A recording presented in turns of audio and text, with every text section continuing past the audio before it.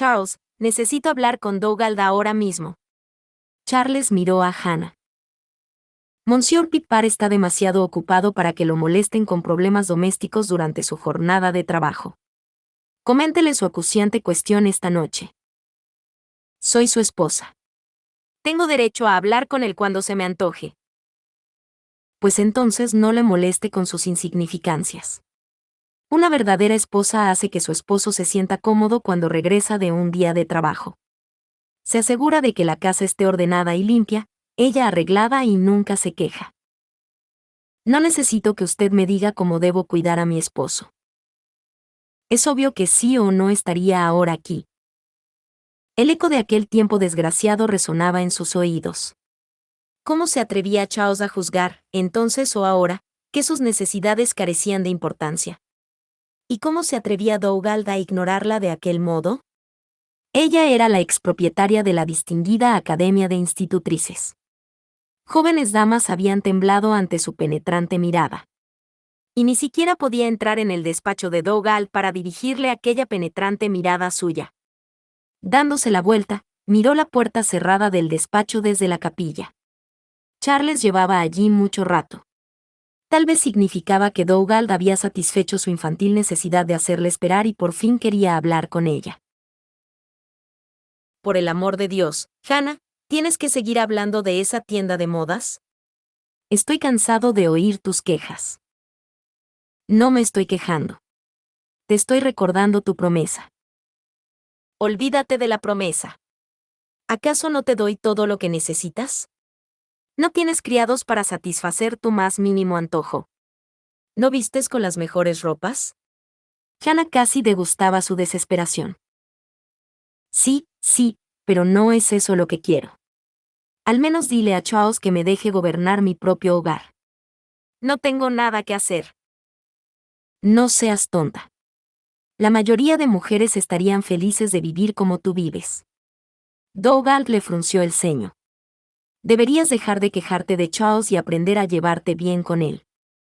Es mi criado de confianza y no voy a despedirlo por los caprichos de una muchacha. No confías en mí tanto como en él. Querida, no seas tonta.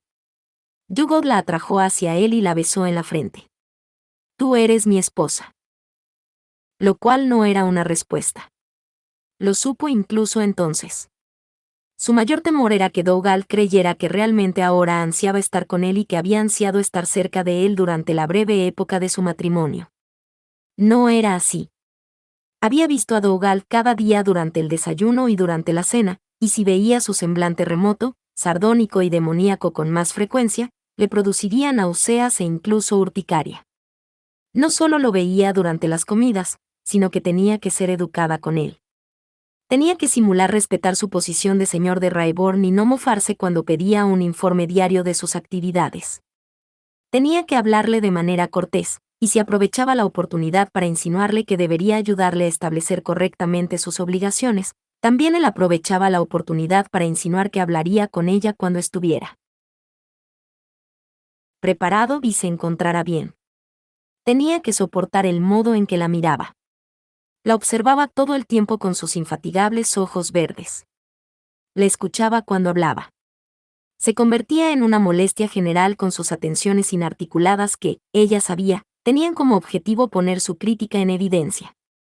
Si pudiera hablar libremente, sin que ni las tías ni Seaton anduvieran por ahí aguzando alegremente el oído, entonces le diría que le importaban un comino sus atenciones y que podía abandonar el intento de volverla aprensiva porque no le iba a resultar. Dougal y Hannah estaban poniendo en escena una danza, una en la que ella lo perseguía y él la evitaba y, maldita sea, ella no quería perseguirlo. Afectada una vez más por la injusticia de la situación, se hundió en el banco de la primera fila y miró hacia adelante. ¿Acaso el Dougal con el que se había casado había dejado de existir? ¿Había existido alguna vez o había sido un producto de su imaginación? Pues ella no reconocía a aquel difícil y turbador señor que raras veces se molestaba en ocultarlos oscuros recovecos de su alma. Si les acabaran de presentar, si no supiera la verdad, le resultaría fácil creer que había matado a su esposa. Tal vez fuera mejor ser prudente cuando hablase con él. Debía de existir una solución a aquella situación. Tal vez la podría hallar en la capilla. Pues durante 600 años el altar había sido el corazón del castillo. Los escalones estaban gastados por las pisadas de cientos de pies que se acercaban a recibir la comunión. El propio altar estaba hecho de roble y se limpiaba y enceraba diligentemente para que la veta de oro puro siguiera brillando y un mantel blanco inmaculado, almidonado y bordado colgara de sus extremos. Aquella capilla había visto nacimientos y muertes, oído plegarias y maldiciones, y dentro de sus muros se habían celebrado incontables bautismos y oficiado incontables funerales. Al lado de aquellos acontecimientos vitales, la actual adversidad de Hannah no tenía comparación, pero aún así bajó la cabeza y pidió que la guiaran. Cuando la volvió a levantar, miró ansiosa a su alrededor esperando ver ante ella una solución celestial. En cambio observó, en el haz de luz azul procedente de la ventana, un tosco lugar en el muro, al lado izquierdo del altar. Estaba cerca del suelo, parecía como si uno de los paneles labrados se hubiera desprendido de la pared. Miró hacia el despacho de Dougal. La puerta permanecía obstinadamente cerrada, así que fue a investigar la tabla deteriorada. Al arrodillarse vio que el panel había sido dañado por el moho, o lo frotó con la punta de los dedos, algún objeto afilado hasta que lo había separado del yeso. ¿Qué había ocurrido en aquel mohoso rincón de la historia? ¿Lo habría hecho algún niño con un juguete? ¿Había querido un criado resentido destruir una pieza de la capilla del Señor? Hannah cogió el extremo de la tabla con las uñas. Sí, estaba suelta, y mientras tiraba de ella no vio el yeso, como esperaba, sino una cavidad sombría entre la tabla y el muro de piedra del castillo. Tal vez había algo oculto allí.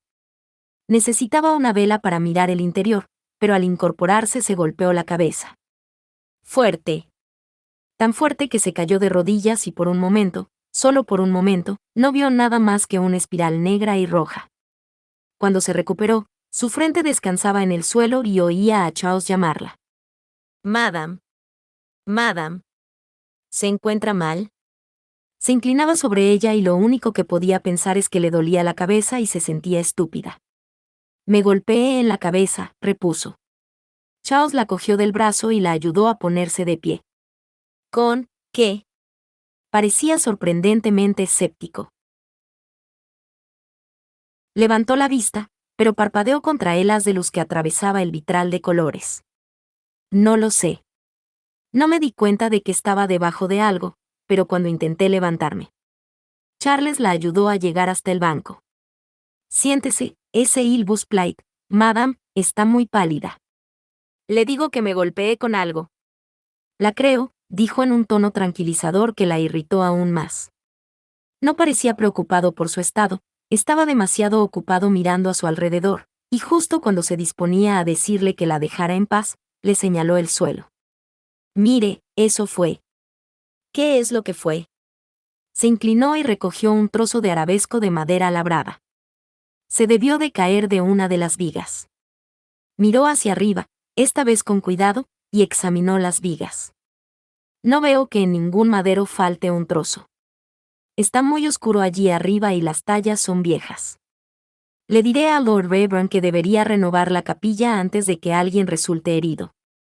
Hannah miró fijamente a Charles. Alguien más, rectificó. ¿Puedo sugerirle que suba a su habitación a dormir? Yo le explicaré a las tías que está indispuesta y haré que le suban la cena en una bandeja. Debe descansar después de un golpe así en la cabeza. Pero su amabilidad causaba el efecto contrario y la volvía más testaruda, sabía muy bien lo que significaba. ¿Hablará conmigo su señoría? Charles se las arregló para parecer contrito e incluso se retorció las manos. Lo siento, madame, no tiene tiempo. En realidad no quiero ni verlo. Usted lo sabe, ¿verdad? Lo entiendo, madame. Tengo que hacerle una única pregunta que solo él puede responder. Quizás si usted me comunica la duda, podría transmitírsela. Hannah resopló. O quizá no, reconoció. Su señoría está jugando y tiene todas las de perder, dijo Hannah. Me temo que tiene razón. Charles estaba bromeando con ella y aquello la irritaba aún más. Dougal estaba jugando, pero ella no tenía la más mínima oportunidad de ganar y tanto ella como Charles lo sabían. No le va a gustar lo que va a suceder a continuación. Charles inclinó la cabeza. Haga lo que quiera, madame. Enojada por su cortesía se puso en pie, le dolía demasiado la cabeza como para tratar con el amigable Charles. Desgarrones negros enturbiaron su visión y por unos humillantes momentos le amenazó la náusea. Creo que debería acompañar a Madame hasta su habitación, dijo Charles. Eso no será necesario. Respiró hondo y se estabilizó. Se necesita más de un golpe en la cabeza para detenerme. Ya lo veo. Sospechó que se trataba de un comentario sarcástico, pero le costaba demasiado esfuerzo responderle. Lenta y despaciosamente salió de la capilla, recorrió el pasillo, subió la escalera y después de un momento de duda en el que se debatió si debería regresar con las tías, se dirigió hacia su habitación. Allí sacó su secrétaire portátil, se sentó a la mesa que había junto a la estrecha cama y empezó una carta que empezaba así: mi querida y graciosa soberana, reina Victoria.